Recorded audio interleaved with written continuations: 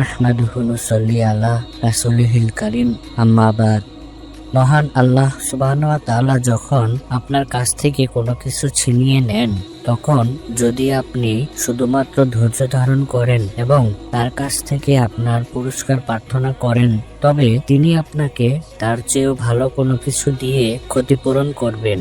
নবী করিম সাল্লাল্লাহু আলাইহি ওয়াসাল্লাম বলেছেন, যার দৃষ্টিশক্তি ছিনিয়ে নেওয়া হয়েছে অথচ সে ধৈর্য ধারণ করে, তাকে এর বিনিময়ে জান্নাত দিয়ে ক্ষতিপূরণ দেয়া হবে। অন্য হাদিসে নবী করিম সাল্লাল্লাহু আলাইহি ওয়াসাল্লাম বলেছেন, যদি কেহ এই জগতে তার প্রিয় কাউকে হারিয়ে তার প্রভুর নিকট এর প্রতিদান প্রার্থনা করেন, তবে তাকে জান্নাত দিয়ে পুরস্কৃত করা হবে।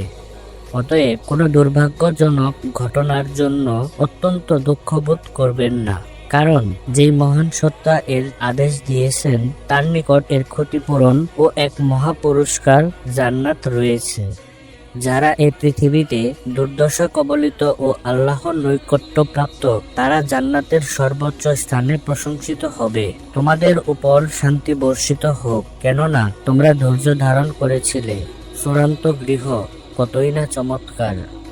কষ্ট সহিষ্ণুতার কারণে কেউ যে পুরস্কার পায়, আমাদেরকে অবশ্যই গভীরভাবে ভেবে দেখতে হবে।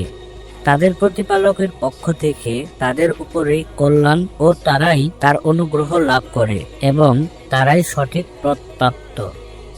বাস্তবিক এই পার্থিব জীবন খুবই সংক্ষিপ্ত ও এর ধন ভাণ্ডার খুবই নগণ্য। পরকাল উত্তম ও চিরস্থায়ী এবং এই জগতে যে সমস্যা জর্জরিত, পরজগতে সে তার পুরস্কার পাবে।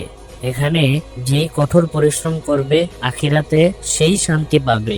যারা এই জগতের প্রতি আসক্ত, যারা এর সাথে গভীর সম্পর্ক রাখে, যারা এর প্রেমে পড়েছে, তাদেরকে সর্বাপেক্ষা কঠিন ভোগান্তি পোহাতে হবে। তা হলো তারা এই পরকালীন সুখ সমৃদ্ধ হারাবে।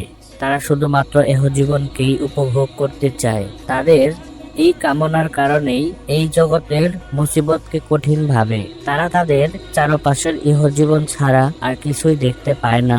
তারা দুনিয়ার অস্থায়িত্ব ও নগণ্যতা দেখতে পায় না। হে দুর্দশা কবলিতরা, যদি আপনারা ধৈর্য ধারণ করেন তবে আপনারা কোনো কিছুই হারাবেন না। আর আপনারা বুঝতে না পারলেও এতে আপনারাই লাভবান হবেন। দুর্দশাগ্রস্ত ব্যক্তির উচিত পরকালের ফলাফলকে ভেবে দেখা, যে ফলাফল ধৈর্যশীলদের জন্য নির্ধারিত। অতঃপর উভয় দলের মাঝে একটি দরজাওয়ালা প্রাচীর খাড়া হবে। এর ভিতর রহমত থাকবে আর বাইরে থাকবে আযাব বা শাস্তি।